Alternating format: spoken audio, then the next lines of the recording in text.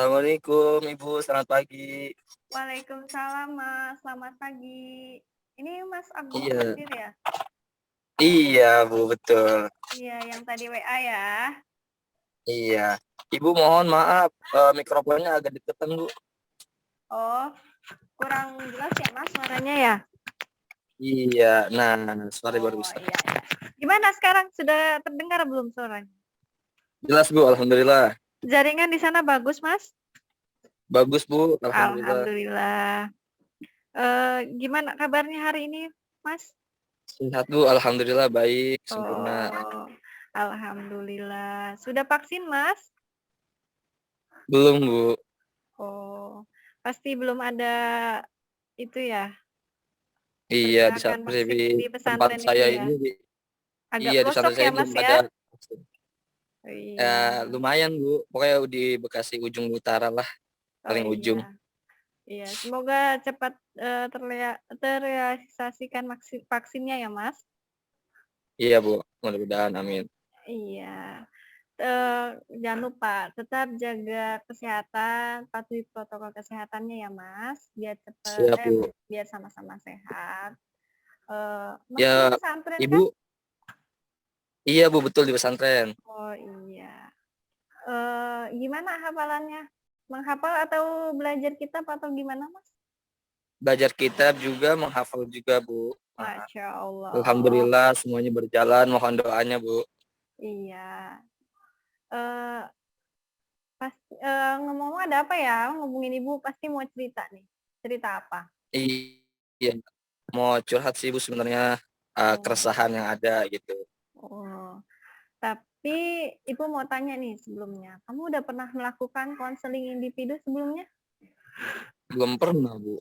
Belum pernah. Kalau belum pernah, sebaiknya Ibu jelaskan ya. Mau mendengarkan? Iya Bu, baik Bu, siap. Iya. Eee Supaya kita sama-sama paham dan kamu juga bisa mencapai tujuan kamu melakukan konseling ini, tujuan kita bersama ya. Nah, Iya konseling Bu. individu itu adalah pertemuan antara konselor dengan klien secara individual antara ibu dan kamu. Itu tidak ada orang lain. Di mana terjadi hubungan konseling yang bernuansa support, saling mensupport gitu. Eh, Konselor akan berupaya menyelesaikan masalah dari si klien agar klien mengantisipasi permasalahan yang sedang dihadapinya. Nah, melalui biasanya nih Mas, kalau konseling individu itu melakukannya dengan metode tatap muka. Namun, karena kondisinya sedang seperti ini, kita pun tidak bisa bertemu antara jarak. Iya, Ya, kita hanya bisa melakukannya dengan metode Zoom. Tapi baik Bu. semoga tidak mengurangi tujuan kita ya, Mas. Semoga tetap bisa Siap Bu, mencapai amin. tujuan kita. Iya Mmm, Bu.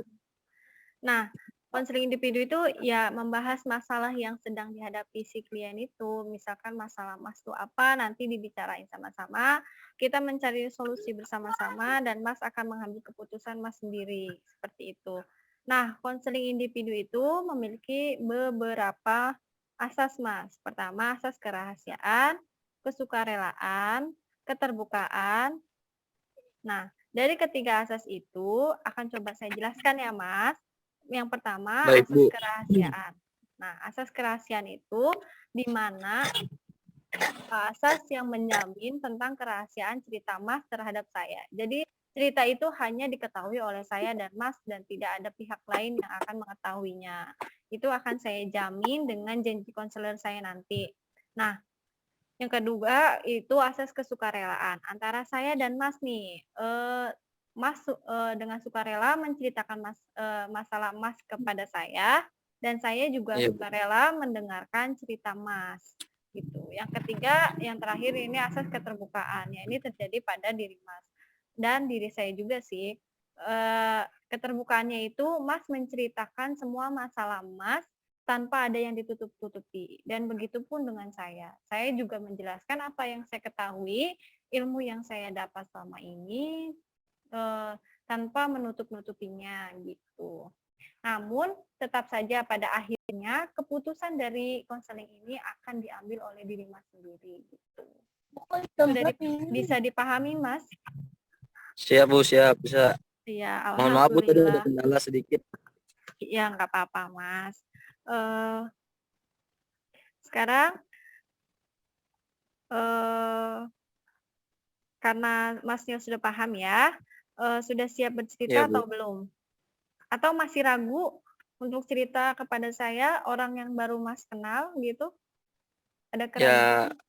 bukan ragu sih Bu, malu juga dikit. Oh, ya udah. Untuk meyakinkan Mas, saya sebagai konselor akan melakukan janji konselor saya. Saya, harap diperhatikan ya, Mas. Saya, Novia, dengan ini menyatakan bahwa saya sanggup dan bersedia menerima, menyimpan, memelihara, menjaga, dan merahasiakan segala data dan keterangan lainnya yang saya terima, baik dari klien saya atau dari siapapun juga, yaitu data atau keterangan yang tidak boleh dan tidak layak diketahui oleh orang lain. Seperti itu, Mas. Bu, mohon maaf. Ya, Sepertinya sinyalnya Ibu kurang bagus ya. agak Suara putus-putus saya ya, ada nggak? Mas? Ada Iya. dengan Oh mau ini. mau saya ulang? Saya ulang ya janjinya ya? Enggak sih Bu. Tadi udah kedengeran, cuman Oh, putus-putus aja seperti itu Bu. agak agak Dilanjut aja putus-putus nggak ya, apa-apa. nggak apa-apa. Tapi dapat dipahami ya, Mas? Iya Bu. Mhm. Gimana, sudah siap bercerita? Insya Allah siap Bu. Iya, baik, Ibu akan dengarkan. Iya. Ada suara kan Bu saya Bu ya? Ada, alhamdulillah jelas. Iya. Jadi gini Bu, saya kan masih pelajar, tapi Mmm, saya sudah kecanduan rokok Bu. oh Mm, seperti itu. Dan saya pengen berhenti merokok, tapi lingkungan saya teman-teman banyak yang merokok juga. Terus ya pokoknya gitu Bu, pengen berhenti ngerokok, tapi sulit Bu. Ya dampaknya juga di tubuh saya kurang baik lah yang saya rasa selama ini. Setelah saya merokok hampir beberapa tahun ini, ya kesehatan saya agak menurun gitu Bu. Tapi saya pengen Iya. berhenti tapi sulit gitu Bu, kayak udah kecandu gitu. Oh, iya iya. Eee, Iya seperti itu Bu Mas, kurang lebih. eee, Masnya kalau boleh tahu Masnya sudah mulai merokok sejak kapan ya, Mas? Wah saya dari sekolah menengah ke atas Bu, dari SMP. Oh, sudah agak lama ya, Mas, ya? Iya Bu. Lalu merasakan dampaknya sejak kapan ya, Mas? Ya akhir-akhir ini sih Bu, beberapa ya hampir kurang lebih setahun inilah. Kan beberapa bulan ini sepertinya udah kerasa gitu. Oh, kalau Ibu boleh tahu nih, gimana sih awalnya kamu bisa kecanduan rokok tuh kayak gimana gitu? Dari siapa, di mana gitu? Boleh nggak cerita sama Ibu? Sebenarnya waktu itu ikut teman-teman sih Bu, waktu sekolah. Teman-teman banyak yang ngerokok walaupun dilarang di sekolah, tapi masih banyak yang suka nongkrong bareng ngerokok, akhirnya ikut nongkrong bareng, akhirnya ikut bareng ngerokok dan Oh, satu keterusan. Nah, jadi seperti itu. jadi ikutan gitu ya? Iya, Iya, sampai sekarang Bu. oh, iya iya, Ibu paham. Terus sekarang kalau kamu udah merasakan dampaknya, kamu sudah tahu resikonya apa, kamu maunya gimana sekarang? Sebenarnya pengen berhenti Bu, tapi kayak sulit gitu, kayak menolak gitu. Agak sulit ya, Mas? Karena mungkin Iya, udah jadi habit ya, dari udah iya. lama juga ya. Jadi udah berhenti beberapa hari, tapi ketika ngumpul sama teman, terus Mmm, nongkrong bareng, iya. lagi di pondok itu kan semua sama-sama Bu. Jadi Iya ya. rasanya itu lebih sulit lagi gitu. Eee, tapi Masnya ini sebenarnya tahu nggak dampak dari rokok itu apa? Apa aja gitu? Kan pastilah Mas tahu dampaknya atau sekarang mungkin Mas sedang merasakan dampaknya itu makanya Mas pengen Ya. berhenti tuh. Kalau dampaknya sih kan kita sudah pernah lihat di apa dibungkus rokok juga biasanya udah banyak himbauan-himbauan Oh iya ya, dampak-dampaknya serem-serem seperti ya. itu. Serem-serem Iya, ya, Mas. ya, iya tapi gimana? Udah pokoknya kalau nggak ngerokok itu seperti kayak ada yang kurang jadi kayak apa gitu gimana gitu. Iya, itu Ya asik kayak orang juga. Indonesia aja Bu. Walaupun udah makan nasi, udah makan apa mie makan apa Mie tapi gitu kalau ya. belum makan nasi Iya masih ada iya. yang kurang gitu. Iya kalau iya gitu ya, kalau belum makan nasi tuh namanya bukan makan gitu ya. Iya, Eh ya bagus kalau Masnya udah sedikit tahu apa dampak rokok itu. Mungkin Masnya juga sudah merasakan. Saya akan menambahkan sedikit ya. Hmm, Asap rokok itu merusak paru-paru ya, Mas. Bisa iya Bu. bikin batuk, susah bernapas, cepat lelah, dan rokok juga bisa membuat ketagihan karena zat adiktif menyebabkan kita untuk susah menghentikannya. Sama Bu ada maaf nih, mikrofonnya deketin lagi Bu. oh agak tidak jelas ya Iya. Mas gangguan jaringannya ya. Jelas cuman agak jauh suaranya Oh, seperti itu. mau diulang? Tidak. Nggak usah Bu.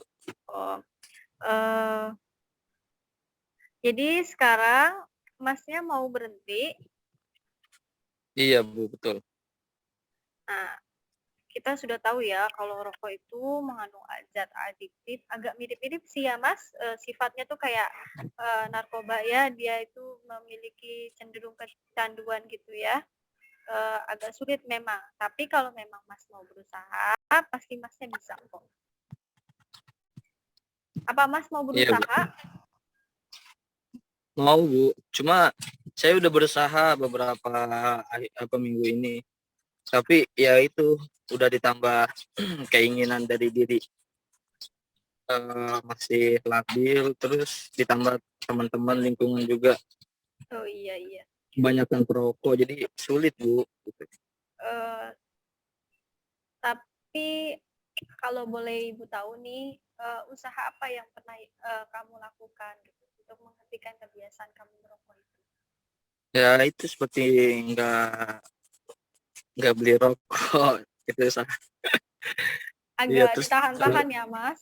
tahan-tahan terus biasanya kan habis makan itu kan pengen ngerokok terus diganti sama permen tapi tetap aja tidak bisa menghilangkan rasa pengen ngerokoknya itu Bu. Apalagi kalau lagi ngobrol begadang sama teman-teman itu sulit rasanya sulit banget seperti itu. Eee, kalau boleh tahu nih, Mas, orang tua, eee, kerja apa di rumah? Orang tua petani Bu, Oh, punya adik atau kakak? punya kakak punya adik. Oh, eee, orang tuanya tahu nggak kalau Mas ngerokok di pesantren? Kalau sekarang udah tahu sih Bu, sebelumnya belum.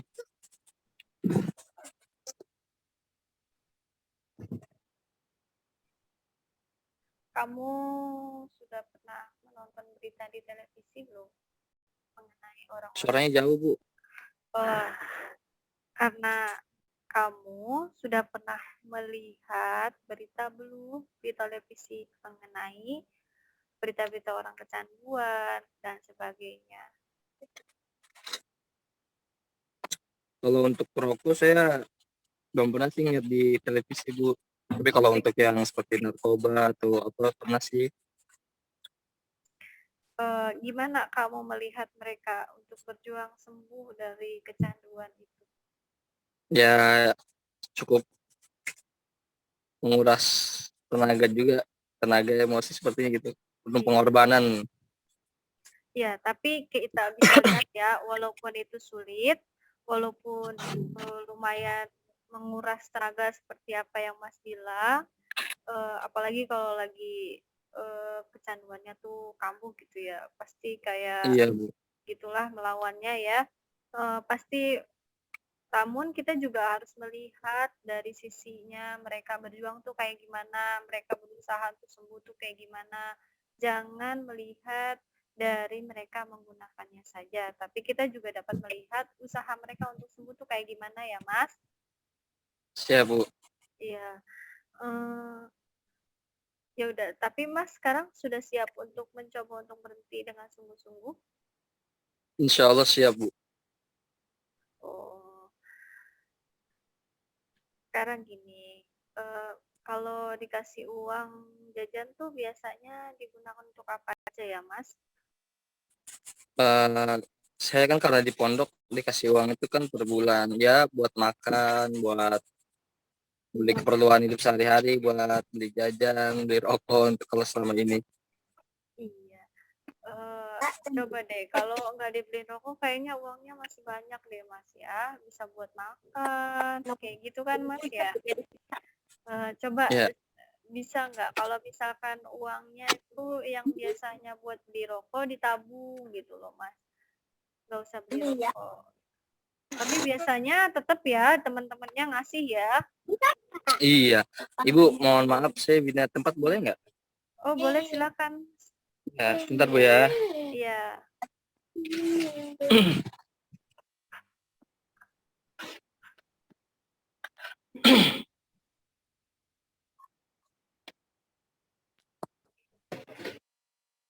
Iya Ibu seperti apa Bu? Tadi seperti yang saya bilang tadi, bisa nggak kalau uang jajannya tuh ditabung gitu yang biasanya buat beli rokok gitu. Sebenarnya bisa aja sih Bu, cuma ya itu tadi, karena sering nongkrong bareng sama teman-teman, sering ya ngaji bareng, ngopi bareng ya gitu. Walaupun kita nggak punya rokok tetap aja kayaknya kalau teman ngerokok kan suka kalau bahasa santri itu ngomong berak Bu, jadi siapa aja yang punya rokok ya udah bareng-bareng gitu. Nah, kan tadi sudah Mas jelaskan ya. Bu maaf suaranya agak jauh. Mas sudah menjelaskan bahwa menabung itu tidak menjadi solusi ya, karena tetap saja teman-teman itu memberi emas biasanya ya. Karena emang budaya Iya Bu. santri itu berbagi seperti itu ya. Saya juga agak tahu budayanya seperti itu. Hmm. Baiklah, kita akan cari metode yang lain ya, Mas. Gimana? Apa pernah ada usaha lain dari Masnya atau belum? Nah iya, pernah sih Bu saya membatasi diri sama teman-teman perokok gitu. Oh, tapi nggak Iya. jadi masalah atau malah jadi masalah? Oh, kenapa sih lu kok jauhin gua pada gitu? Jadi kan kayak gitu ya Iya. anak-anak tuh. Ya Kenapa? Gitu. nggak jauh seperti itu. Ya seperti itulah kurang lebih. Abu-abu banget, biasanya juga ngerokok bareng gitu. Oh iya. Oh, Nora nih nggak ngerokok gitu ya? Iya. Iya, terus bahkan ada ini, "Ah, pelit banget lu, makin nabung-nabung segala, makin ngeluarin rokok," seperti itu. Oh iya, biasanya kayak gitu ya Mas, karena memang udah habitnya di pesantren tuh kayak gitu. Tapi pernah nggak Mas mencoba menjelaskan kepada teman-teman bahwa kondisi Mas dalam merokok itu sudah mulai tidak baik gitu, kayak Mas sudah merasakan gangguan-gangguan dari kesehatan Mas karena sebab Mas merokok, sudah pernah menjelaskan? Ya udah sih Bu, suka ngobrol sama temen-temen, gue ngerasa, ini kok badan gue kurang enak, terus suka sesak napas kayak seperti itu. Terus kata dia, "Ya udah," katanya, "kurangin aja ngerokoknya." Paling banyak sih nyaranin kurangin aja, dikurangin, kurangin. Kata Itu teman-teman yang udah bener-bener iya, yang udah bener-bener kecandu juga Bu, eee, emang katanya sulit buat tidak rokok, tapi katanya kurangin aja sedikit-sedikit. oh iya. Masnya oh ya, Masnya ada di mana ini? Agak gelap ya? Iya, saya di dalam kamar soalnya di luar banyak teman-teman. Oh iya iya iya. Ya nggak apa-apa kok, Nggak Mas. apa-apa? Iya nggak apa-apa, karena senyamannya Mas aja ceritanya tuh di mana gitu.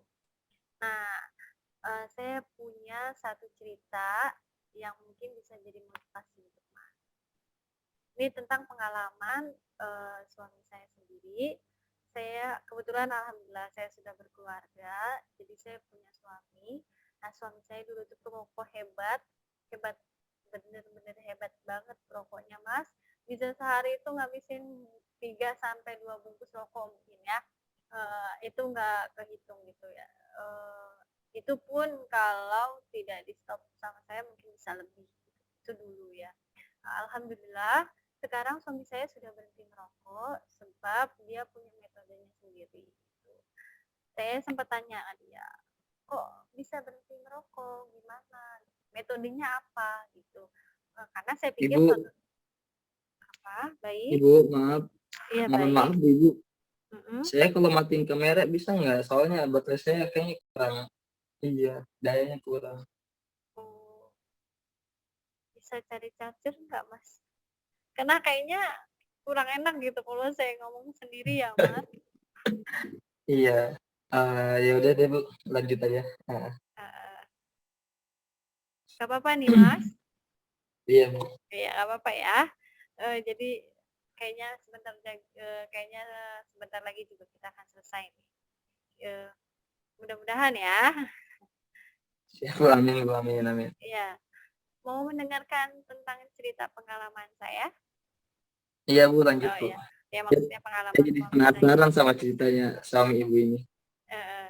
Nah, suami saya itu perokok hebat, Mas. Dia sehari bisa menghabiskan 3 atau 2 bungkus rokok. Itu pun kalau tidak di-stop mungkin bisa lebih, karena, pada dasarnya suami saya juga itu notabene anak santri dulunya, gitu. Makanya saya paham kondisi Mas sekarang. Eee, notabene santri dan sudah terbiasa dengan lingkungan yang bebas merokok. Kebetulan saya tidak suka asap rokok ya, Mas, jadi agak agak sensitif gitu. Kalau suami saya ngerokok tuh Berarti saya suka agak suka ribut juga dong sama suaminya Bu ya?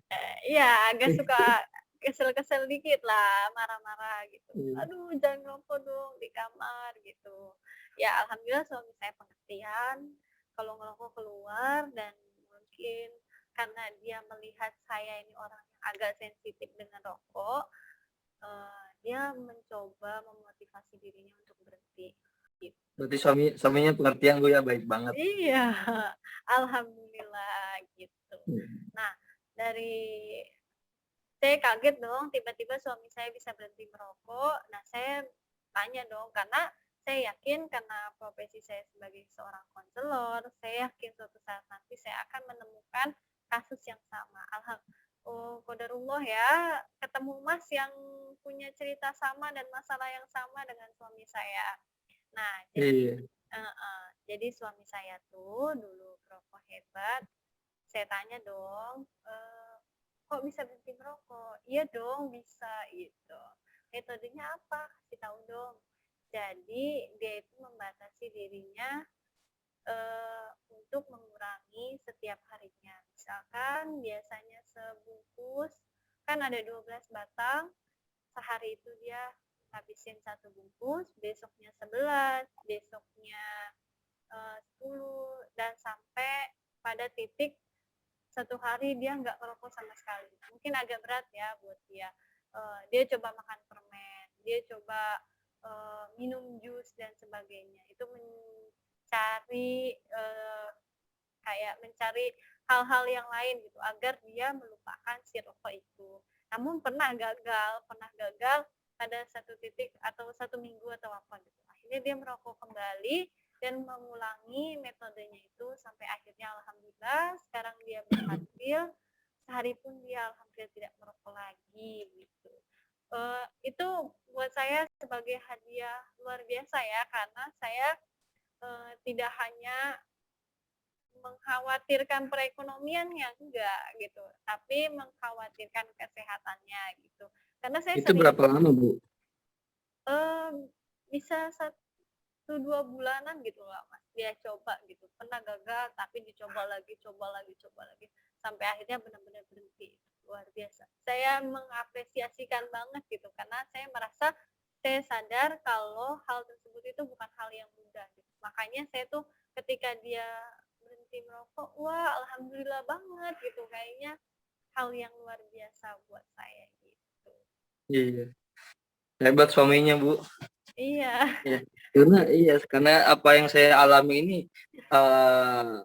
ya kurang lebih sama persis banget sama yang suami Ibu alami gitu saat ini. Saya udah mencoba berbagai macam cara, dari Mhm. mulai, itu menjauhi teman, mengurangi aktivitas bersama perokok, Iya. terus sampai berpuasa, kayak Wah, gitu. luar biasa ya, Mas, usahanya ya. Iya. Tapi, tantangannya malah lebih besar ketika buka berpuasa ini, gabung sama teman-teman, wah rasanya yang pengen dipegang pertama kali itu bukan nasi atau air minum tapi rokok itu. Itu hal yang sangat-sangat ujian yang luar biasa ya Mas ya. Iya, Bu. Karena memang saya juga sering mendengar cerita orang-orang yang ingin berhenti merokok tuh bukan hal yang mudah gitu. Bukan sekedar ucapan yang besok mau berhenti gitu, tapi nggak bisa, tapi harus dengan proses yang luar biasa juga ya. Tapi saya sangat termotivasi dengan metode suaminya Ibu. Oh, silahkan Mas, silahkan dicoba. Saya rasa kayaknya bisa membuat Mas berhasil. Tapi tergantung. Kalau Masnya penuh dengan motivasi kayaknya berhasil ya. Tapi kalau Masnya agak niatnya setengah-setengah kayaknya saya rasa agak susah ya karena berhenti dari kecanduan rokok itu bukan hal yang mudah gitu. Emang kalau untuk niat saya udah bulat banget pengen berhenti ngerokok. Ya kembali lagi sama lingkungan, Bu. Bagaimana saya mohon solusinya, Bu, untuk menyikapi lingkungan teman-teman yang perokok ini gimana cara menyikapinya gitu. Kadang kita udah niat bulat tapi ketika diajak ngobrol tuh mengikuti alur tanpa sengaja udah ngisi 2 batang, 3 batang seperti itu. Oh iya ya, kayak terhipnotis gitu ya, karena memang Iya, Bu. kondisinya yang keadaannya yang seperti itu ya, Mas ya. Iya, kadang kadang mikir juga, "Ah, ya udah sekarang doang ini, ntar mah enggak lagi." Tapi tetap Padahal ya, udah iya, padahal udah seminggu udah nggak ngerokok misalkan. Tapi pas ngumpul sama teman, ah udahlah sekarang aja ini. Itu pas udah mulai lagi tuh sulit banget untuk berhentinya. Seperti iya itu. ya.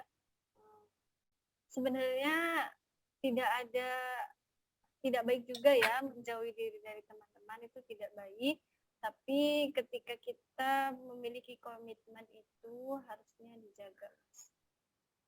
Ini bicara soal komitmen ya, Mas. Kalau kita berkomitmen dalam hal apapun, kita akan tetap menjaga komitmen itu. Misalkan ya, Mas, kayak pernikahan. Itu adalah sebuah komitmen yang harus dijaga. Sama seperti Mas gitu. Kalau komitmen itu tetap Mas jaga, ya nggak akan terpecah belah gitu. Mas harusnya kuatkan komitmen Mas dulu. Biasanya Suaranya maaf Bu, agak jauh.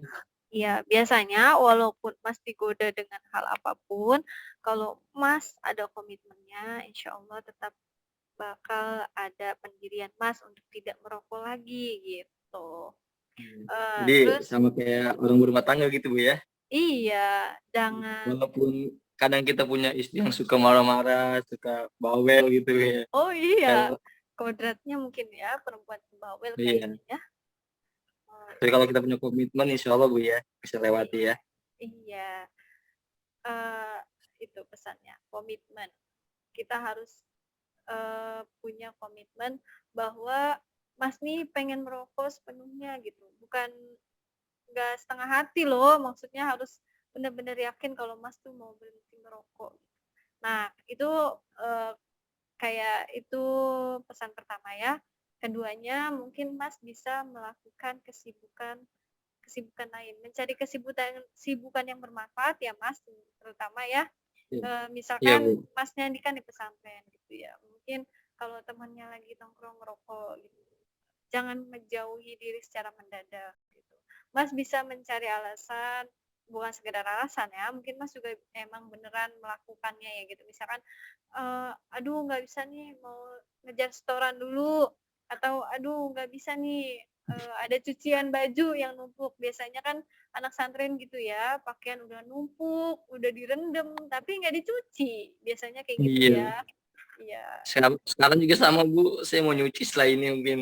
Oh iya, semangat ya, biasanya banyak ya cuciannya ya, dikumpulin dulu Ya, satu-satu gitu. alhamdulillah Bu, bajunya tinggal yang dipakai aja, yang di lemari udah terendam semua. Oh, Masya Allah, berarti habis ini nggak ada baju kering ya Mas ya?